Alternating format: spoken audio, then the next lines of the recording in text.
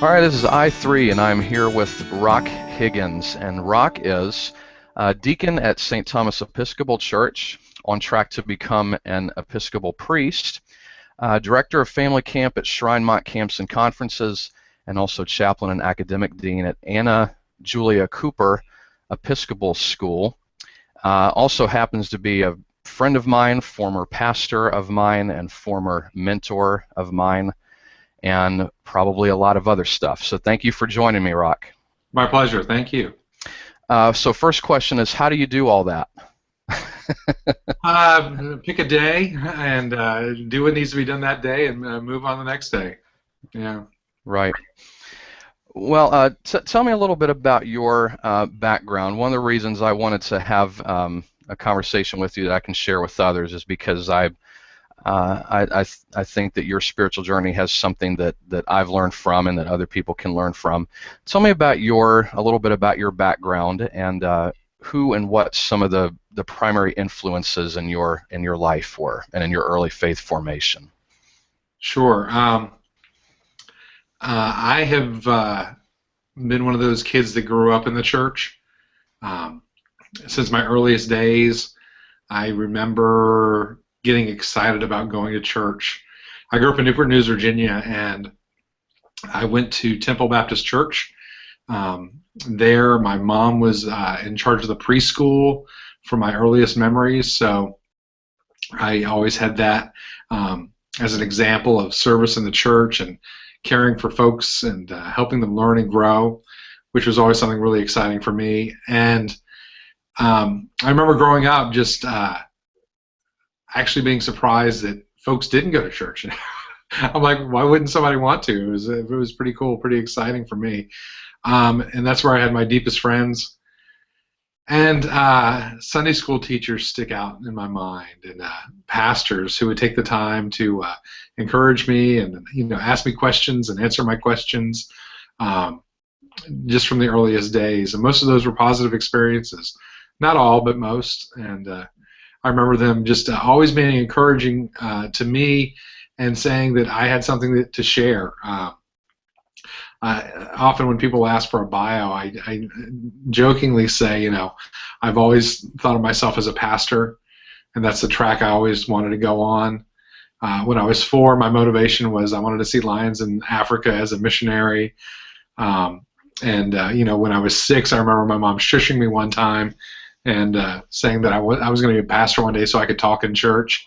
But I wasn't joking. I really meant it. But I say that as a joke, but those are both true, real memories. And it's always how I've seen myself, and my identity was a huge part of that. And third day, we had a career day. And I remember I had a teacher who was very open about her faith. This was back when things were different in public schools. And I remember right above her desk, she had the Jesus praying hands. It was just the hands with a little cutout behind her desk. And I always thought, this is somebody I could be myself with. And so when we had career day at school and everybody was talking about what they were going to be, I remember coming in as a Baptist preacher, and I got the big family Bible, and I had my blue polyester suit on, and I got up to talk about what I was going to be when I grew up, and at the end I gave an altar call, and that's how I did my 3rd grade career day. So it's always been a part of who I was. But I remember that when I was probably in 5th grade was when talking about it shifted over to actually doing it, and wanting that to be not just what I said I was going to do, but what I was about and who I was going to be. And I remember that's when I really felt the shift to wanting to be baptized in the Baptist church and wanting to grow in my faith and take things seriously. I don't think it was, it's not shocking for me when I look back. That was right before my father passed away very suddenly from a heart attack. And so my faith journey has paralleled that journey, overcoming the death of my father. I walked the aisle, as they would say, in the Baptist church about a month and a half before my dad passed away. but I was baptized a month after he was buried. So all of that comes together. Um, and that over, I was right at that point in a 10-year-old boy's life when he idolizes his father. Um, and so that was always something. And if you look at any hero's journey, so many of the heroes are the guys chasing after their father and chasing after that approval they'll never get. And so the more I've been able to look into male psychology and different things, I don't think it's accidental that that really strong sense of call to faith, coupled with where I was in my personal life, that it's hard for me to separate those two. And then over the years, I've had really strong mentors who just really sought me out and been able to, encourage me and then also challenge me to rise to the next level. I had two great youth ministers growing up, a guy named Randy and a guy named Frank, who really just meant the world to me. And both of them really pushed me. When I was being a jerk, they called me on it, in the most loving way possible.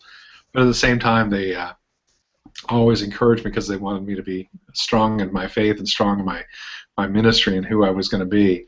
I remember this is before all the troubles in the Southern Baptist Convention, and I was on the mailing list for Southern Seminary since I was in the 6th grade, because that's where I always thought I was going to go. And that's where all my mentors had gone. So that was always where I had planned to go, out in Louisville, Kentucky. And then the controversy started and ended up not going there when I did go to a Baptist seminary. But that was always where I had planned to go. And probably, once I got to college, the biggest stuff was where I chose to serve. I was very active in the Baptist Student Union while I was at the University of Richmond. And our campus minister and the chaplains there all really were so supportive and encouraging. And then that next summer, I started working at a place called Camp Aculana, which is a Baptist summer camp for inner city Richmond kids. And that's really when the ministry thing clicked and turned on for me. And what I loved about camp ministry was that it's one of the few types of ministries where you actually care for the whole person. You make sure they sleep enough, you make sure they eat enough, you make sure they have clothes on their back, and that they're encouraged and strengthened and challenged, and they're learning and growing, all the best things about a faith walk and faith journey. And you get to do that for 2 weeks. And whenever I was a camp director, I always told my camp staff, you have more time with a kid in 2 weeks of summer camp than their Sunday school teacher does in an entire year. And the experiences are so formative that it really is, so many times more impactful that it makes a huge difference. Yeah. So you identified a couple things as you were talking that I can relate to as well. One being growing up in church and just kind of always being around that and thinking it was the norm for everybody. And the other was the strong influence of mentors and people who believed in you and people who gave you a chance and that kind of thing. Were there disadvantages to growing up in church? Is there anything you think you missed out on? Well, it all depends on when you ask me that question. There were times when later, I didn't sow my wild oats. I was talking to somebody yesterday about all the wild and crazy stuff he did in college, and I was, my Baptist upbringing can't turn off, and I was like, wow, didn't have that happen. I mean, we did some crazy stuff, but never got into drugs, never got into alcohol in a huge way. And so, I missed out on some things, but they're not necessarily things I'm glad I wish I had done, if that makes sense. But I also was very, very protected from the world, and I didn't know that until I got out and started to see some things, some heartbreaking things, but also at the same time, things I wish I had known more about, and that still comes out. I work in a school that's specifically working with kids that are growing up in inner city Richmond, and our school is right across the street from one of the housing projects, and just down the street from three others. And most of our kids are coming out of just unbelievable poverty, or just bad home situations because they're in and around the neighborhoods.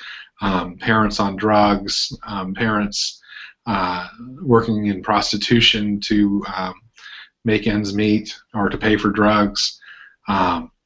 Stuff that, just a world I never had any idea was out there. So, I think that's kind of a downer answer to your question. So, no, I didn't really miss out on stuff, but at the same time, it gives me a heart to say that things don't have to be this way when I work with kids who are in situations that I just can't imagine. They're much stronger than I am in that aspect. So in being an educator with those types of kids and families who have really got some rough stuff going on, what have they taught you personally, and what has it taught you about the things that churches and Christians might do to help folks like that that are maybe effective or not effective? What have you seen in the reality of all of this? Sure. Where I'm serving daily now, the kids have taught me how to pray. And this really hit home. Every morning I do a small devotional time. We read 2 or 3 verses from Scripture. Use a great book by Phyllis Tickle that's got a prayer for the week, which is the collect from the Book of Common Prayer, and a short little Bible passage, something from the Psalms, something from the Gospels. The kids read one of those. And then after that I take prayer requests, and whenever we do those prayer requests, 9 days out of 10, one of the kids raises their hand and says, "Thank you, God, for waking me up this morning." Now, I'd always prayed that prayer. I'd never really thought about meaning that prayer. I see waking up kind of like the sun coming up. It's kind of a presumption on my part.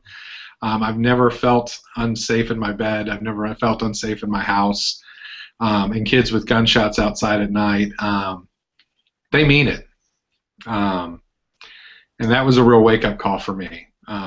They're living in a reality it shouldn't be, but is for them. And so that is something I've really learned. Another thing is we're really trying to help these kids redirect their lives and make choices that would enable them to have alternatives for both for high school and then after high school for college if they choose to go there, or for a good job if they choose to go there. And we've had a lot of people that want to come in and do volunteer work where they're giving, and that's good and important, but at the same time they're not expecting, and they're not helping people live up to responsibility and live up to making good choices on their own, or enabling them to make good choices. There's that cliche about give a man a fish or teach a man to fish, and that's part of it. But I think you have to go that next step and tell them now it's your job to go teach somebody else to fish, and pass it forward, pay it forward, or as they can. And so I think especially as folks do substantive, life-changing work, especially in places where they're not a part of that culture. A lot of it comes down to consistency. I remember the first 3 months I taught in this situation, the kids were testing me every day because they were trying to see if I would stick it out. they were saying, "We can get this white guy to drop out of this," and I had to love them through it. And there's a joke I was telling the other teachers, but I think there's a metaphor for teaching in a middle school, any middle school, and it's that Wile E. Coyote cartoon with the sheepdog, where they're walking down the path together, and then they both get to the tree that has a time clock, and they both punch in, The Wile E. Coyote becomes the coyote, and the sheepdog becomes the sheepdog. And for the whole day, they're doing what they both do, and they're playing those roles, and they both have their set agendas and their scripts that they're following. And I think that's the metaphor for middle school. And I think in these situations where I and the other teachers are working, a lot of it is a lot like Jurassic Park, the velociraptors. They not just test the fence, they test every link in the fence to make sure that it is consistent and whole, and yes, they are fully contained. And that's when, but once they've tested that fence, that's where the real work takes place. Because we're not jumping out of the fence, we're in there with them, and we choose to come in there every day. And that type of consistency and long term, I really had some good, solid ministry really take place in my third year of teaching there. But it took 3 years of me showing up every day and staying the same and loving the kids and letting the kids love me and listening twice as much as I talked. And as a recovering Baptist pastor, that's hard to turn off the mouth and tell people what they're supposed to do, but really come in with humility and grace and grace and grace and grace, and let that be the guiding principle. And grace isn't always saying yes. A lot of times grace is saying, no, I'm not going to let you go there. I'm not going to let you do that. I'm going to respect you enough to respect your choices, but at the same time, I'm going to respect me enough to have nice, clear boundaries of what's permissible and stuff. So, but that's hard. That's always hard, and that's not just in our ministry there, but a lot of things are going on Church Hill, the neighborhood we're in. Mm-hmm. Well, since you mentioned the phrase you used was recovering Baptist minister, maybe we can go there for a minute. Sure. That's in terms of professional ministry, I suppose that's how you started out, and then around the time that I lived near you and knew you, you were starting a church that did not use the word church, right? It was called A Different Richmond, which I think, I know at least in my mind, I called it an emergent church, or something that was using the emergent model. Mm-hmm. That's fair. What did what did all of that mean for you? What was the goal behind trying to do church in a different way, and talk about what you were trying to do at that point in your life? Sure. To get to that point, let me give a little background. I was serving in a very traditional church in Northern Virginia, inside the Beltway of D.C., and we were right across the street from a metro stop, and we had this humongous facility that covered a full city block, 1 block away from a metro stop. You could not be more conveniently located. And the congregation was just dwindling.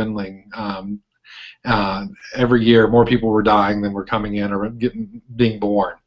And I remember my wife and I were talking. She had gotten a subscription to Fast Company magazine. And I said, I really wish that there was a ministerial version of Fast Company where we're looking at cutting edge stuff and how to do groups and how to think collaboratively and how to be creative. And she ran across a program at George Mason University called the Program on Social and Organizational Learning. Now it's called Knowledge Management and Organizational Development, I think.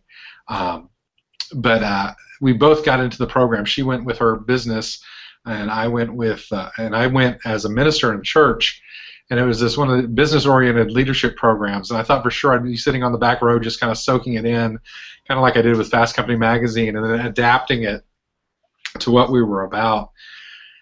But in the program, that was when I really started to appreciate what being in the church had given me, and what being a leader in the church had given me. I was a vocal leader that stood up for the voiceless in groups. I was a person that argued for the right, even if it was costly.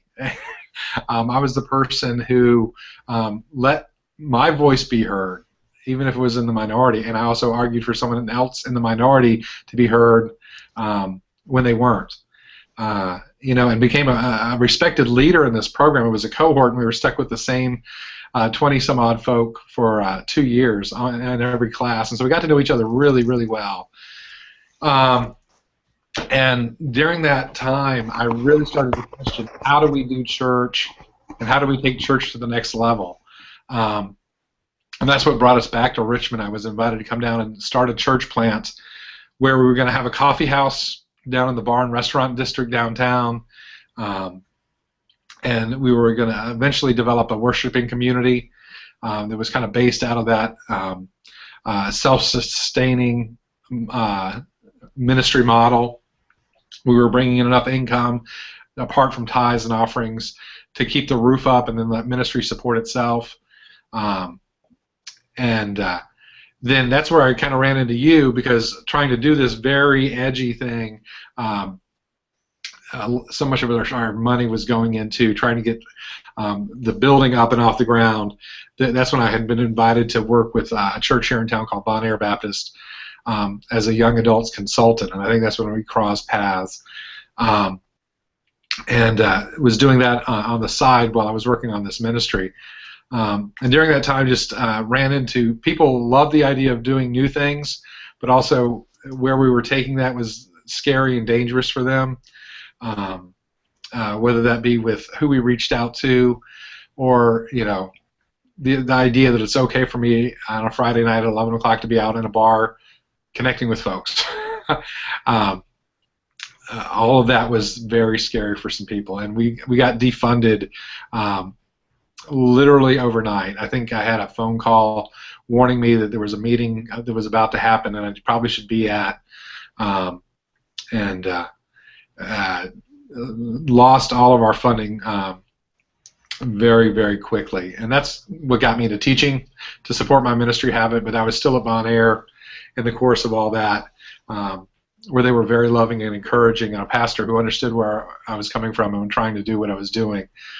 When that consulting time was up, someone had invited us back down to that same neighborhood. They said, forget the restaurant, you don't know anything about running restaurants, just do the ministry, and I can give you a space for the ministry, and you do the ministry. And that's where we got a different Richmond, and where we got that started.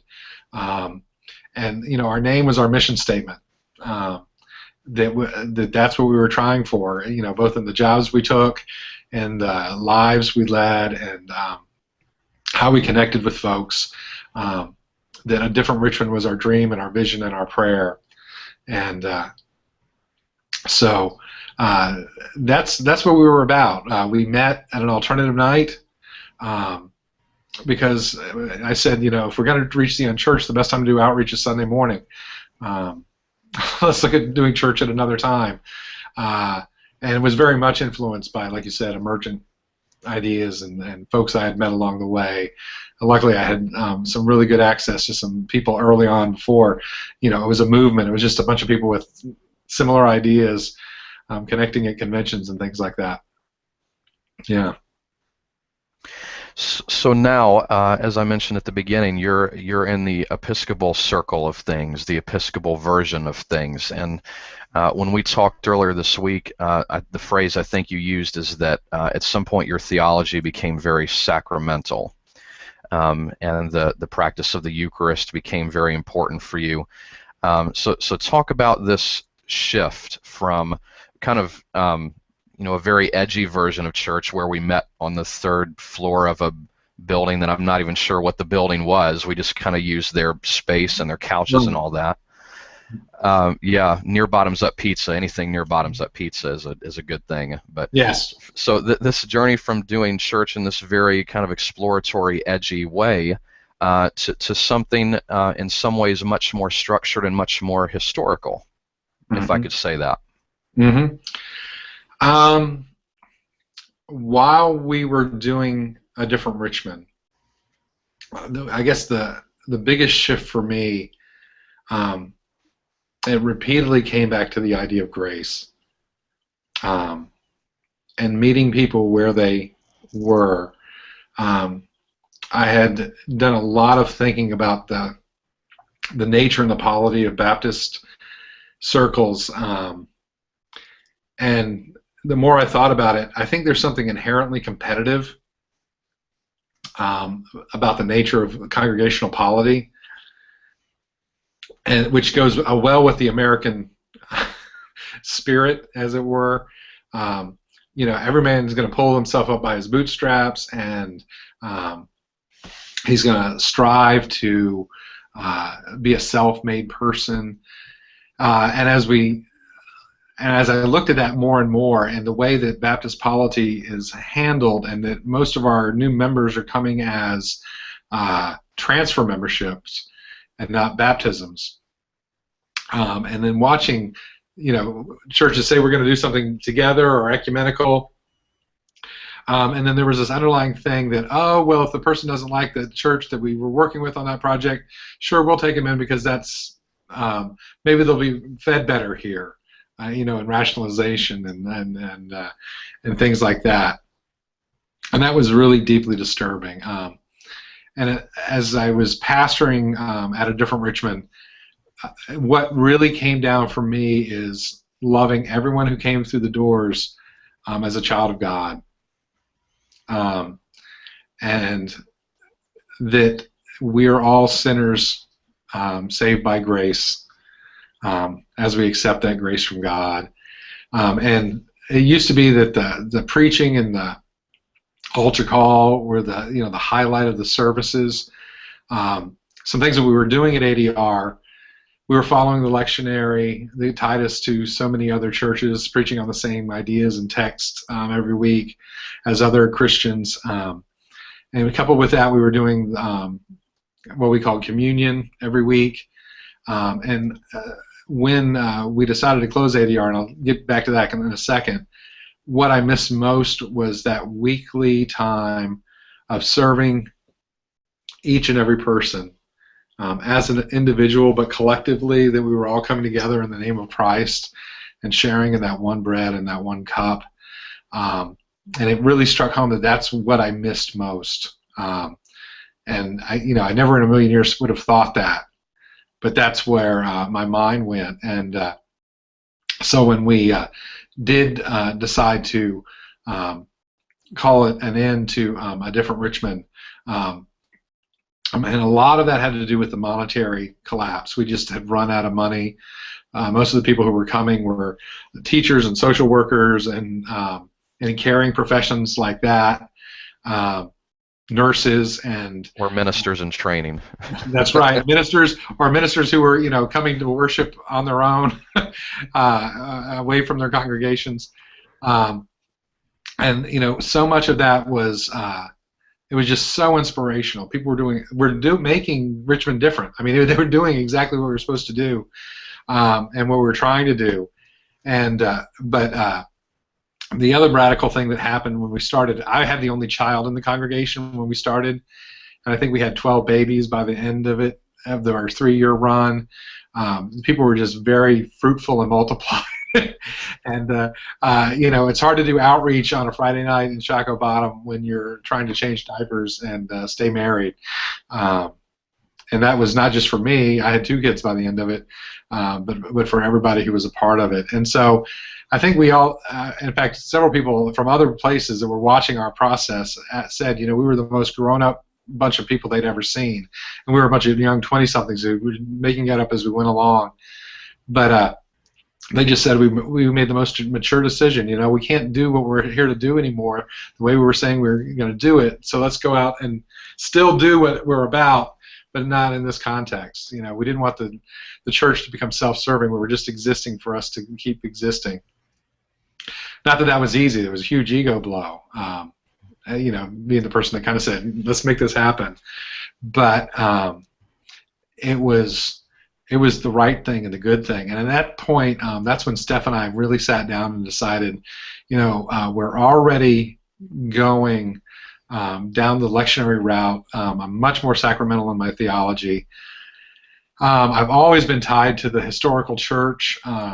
Even at my Baptist ordination, I remember reading in one of my Baptist history texts that the first thing that they did at the first Baptist World Congress was to say the Nicene Creed together, or it may have been the Apostles' Creed. I'm not sure which one. I don't remember now. But we did that at my first ordination. And Baptists are not a creedal people, but we we did that at my Baptist ordination in remembrance of that first time. So I don't think it's, looking back, I don't think there's any surprise that I'm Episcopalian now. It was for me at the time because I was living in the middle of the whirlwind.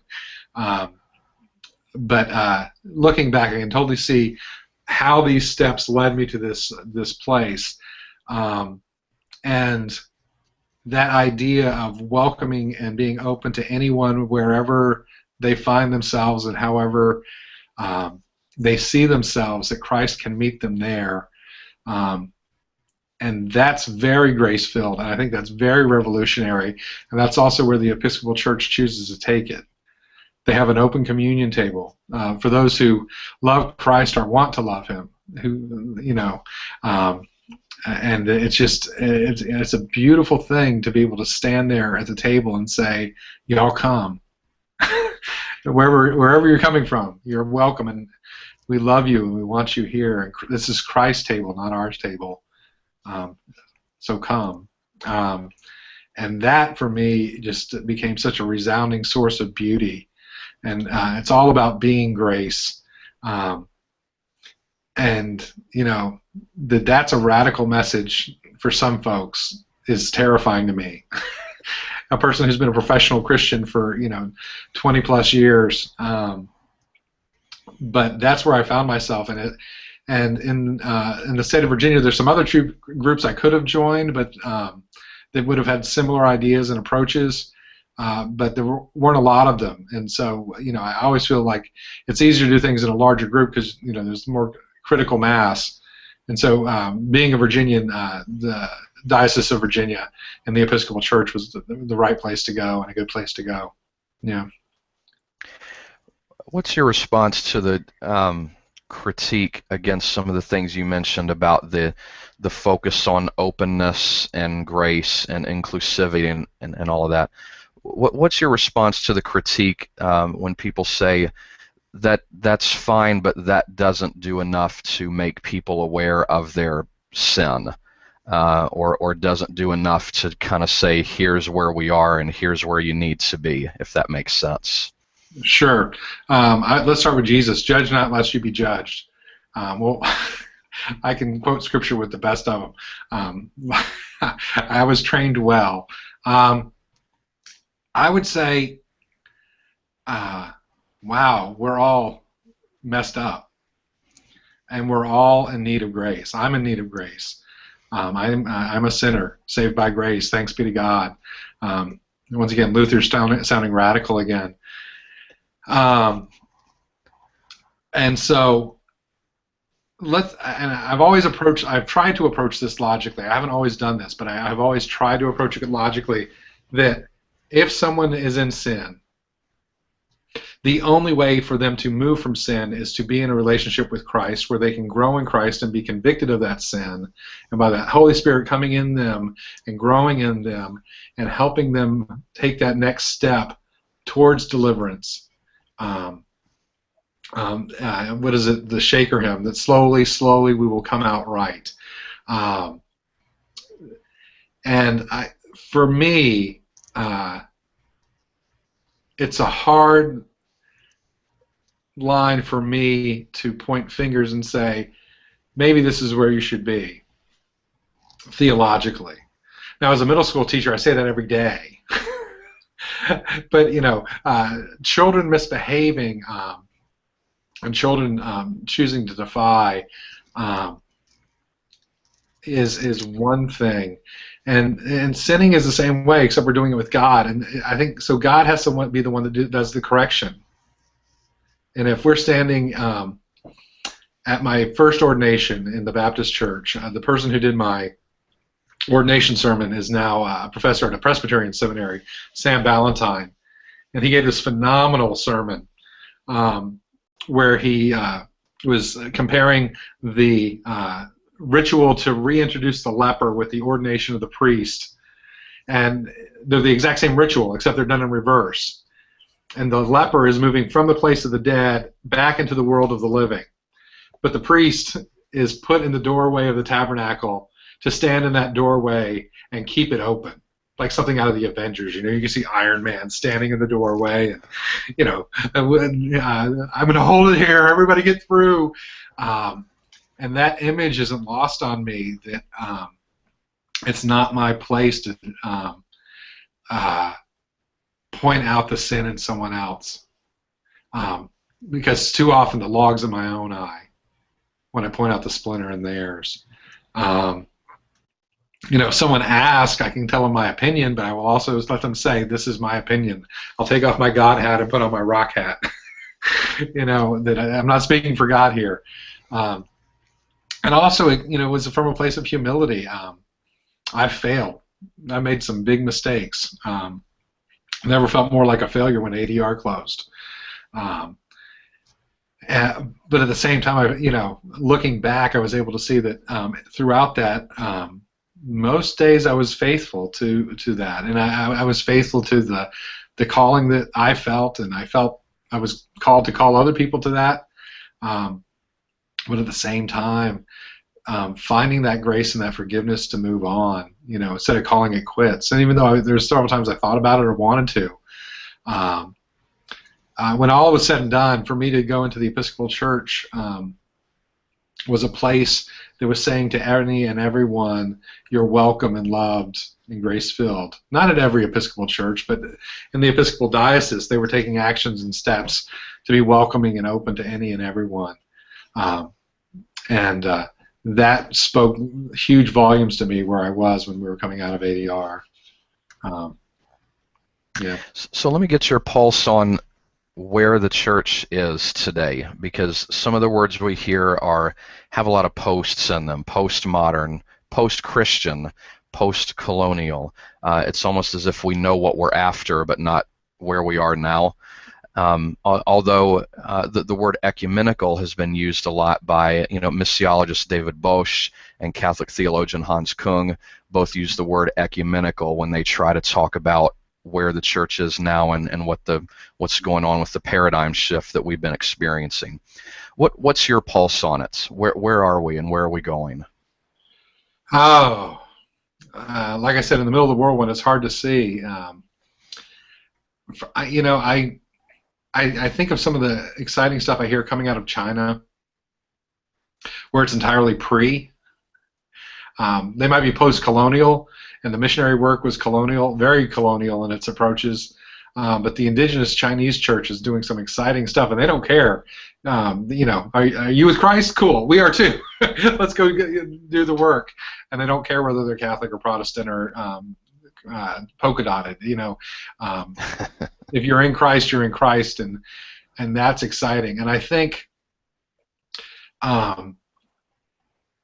in the American church, so much of what is called Christian has been hijacked by politics from both sides. That as we move into a much more world Christianity, so much of the economy of the world has been directed by America. So much of the Christian church in the world has been directed by America and Americanism. And I think as we get past that, and we start listening to those other voices, kind of like when we were talking about me going up on Church Hill, I had to learn to listen far more than I needed to talk, so that some real ministry could take place. And I pray that that's what is the future of the church, as we look at ways to be true to who God calls each of us to be in our own context. But also to uphold that body of Christ, that idea of the great cloud of witnesses. Those witnesses don't necessarily need to be ones that have come before.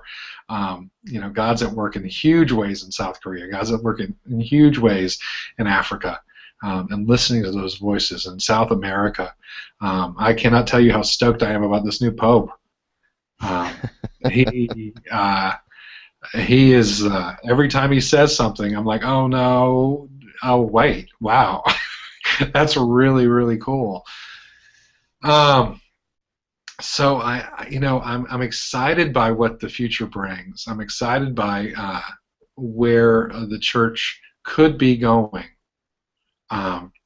I think it was Brian McLaren, I think, who I first heard this metaphor about, when mammals emerged, that was when the biggest dinosaurs were around, and I think we're watching the death of the dinosaurs, um, which is painful and scary if you're a dinosaur. And I think where there's fear, there's anger, because that's how it represents itself. And I think some of the ugly voices that we're hearing are terrified voices. And finding the way to be Christ-like and grace-filled, and responses, especially to our Christian brothers and sisters who might disagree vehemently with us, is something we're called to do. But boy, it's hard. It's so easy to match tit for tat, and Satan laughs. So, yeah, I kind of talked around that, but yeah, that's where I see it going. I think for me, I was drawn more and more to like you said, the more historical church, because that was for me where I was a more true and more deep representation of where I was individually. But it also tied me to things that are far greater and far more universal. A true Catholic, the Holy Catholic Church, and that's what excited me so much. Along the lines of getting your pulse on things, you're an educator also. What's the mark of a good education? And you're in a private school, but as a nation in education, what are we doing right, and where are we off base? That's a long, loaded question. For me as an educator, nothing makes me happier when I've got a kid who is just bouncing up and down wanting to tell me something they just found out. My goal is to teach them how to learn, especially in middle school. It's fascinating if you look at where people are developmentally. Elementary school is about teaching facts and ideas so that they can do something with them. They don't do a lot with them in elementary school. They just can't, because they're developmentally, they can't handle it. But when you're a preschooler, you're taught to explore and create and play and make believe and see where your mind can take you.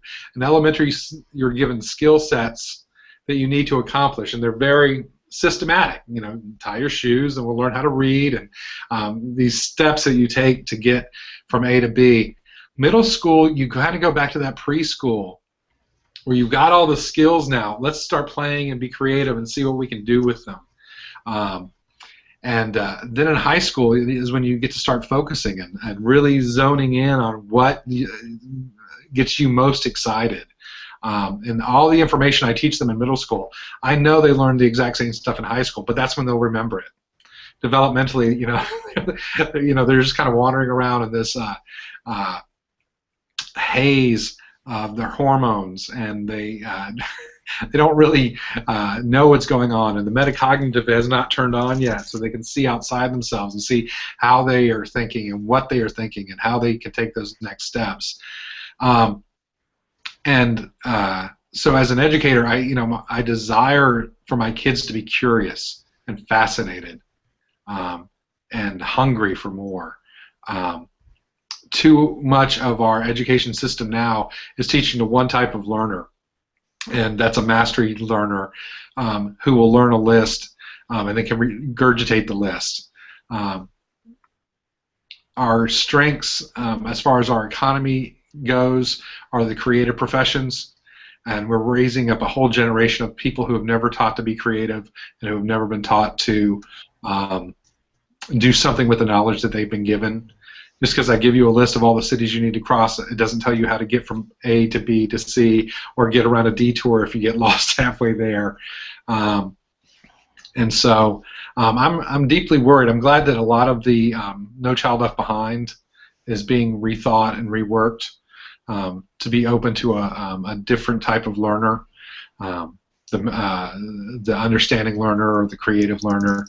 All the different things out there are very different from what we've been teaching to the test in our school system.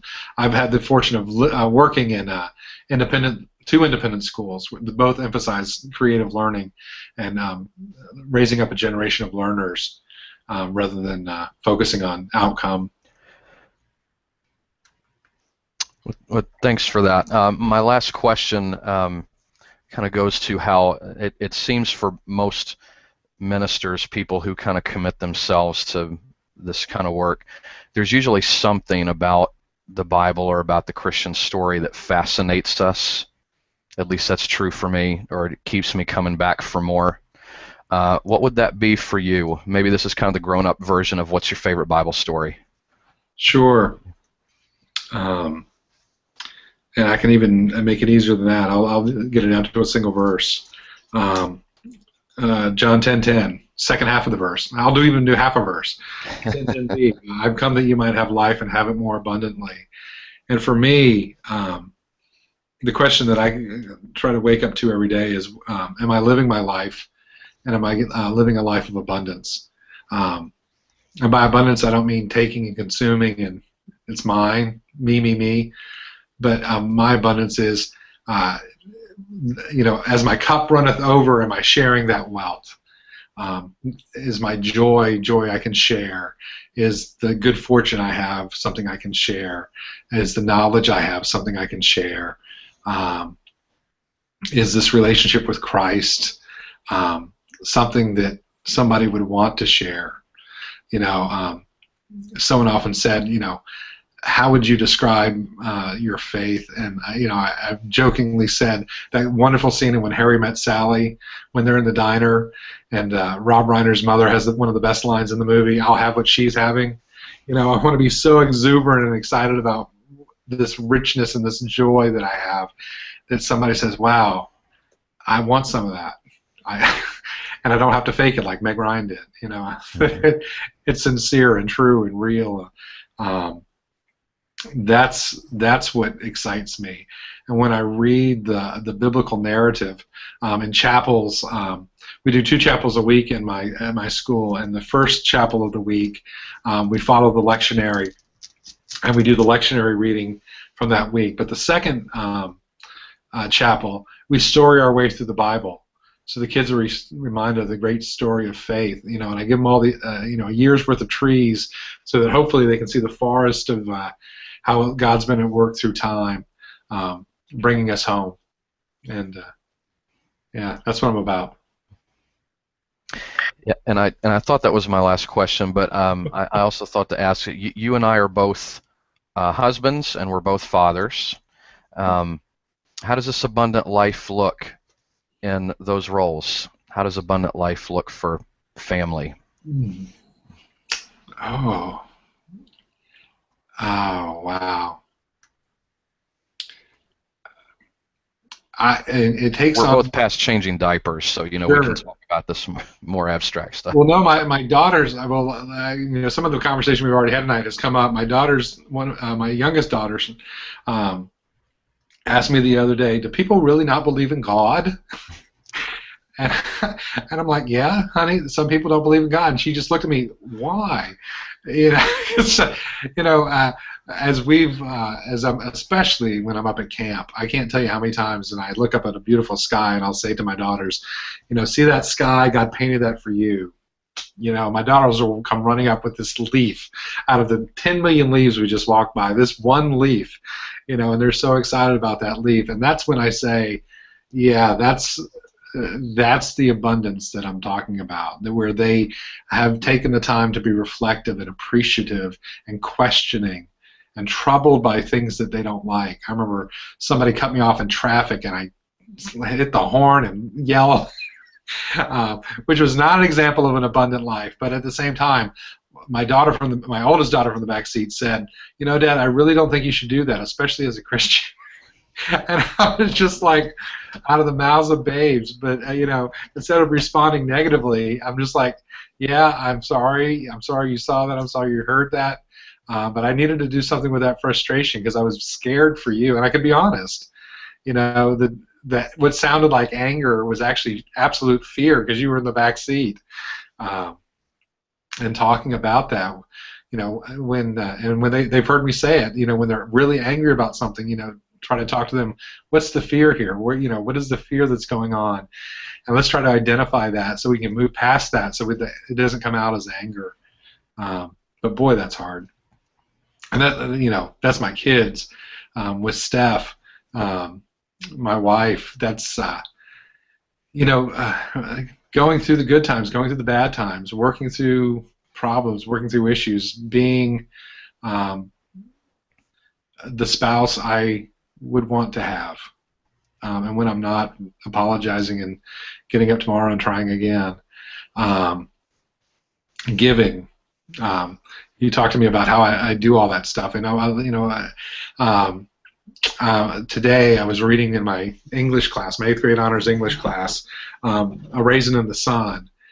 And several of the girls in the class were just busting on the main character, who's the guy. And I did a timeout. I said, I'm a provider, like he's trying to be a provider. Let's not judge him so much. He's trying to do what is right and best for the people he loves the most. And he's not making good choices all the time, but his motivation's right. So let's not be so harsh, but let's be open to the outcomes that he has, and hopefully the same can be said in my marriage and in my being a father. Yeah. Rock Higgins, husband, father, educator, priest to be, pastor always, and good guy, an abundant life seeker. Rock, thank you very much for spending some time with me and sharing your insights. I appreciate it, Corey. Thanks for asking me.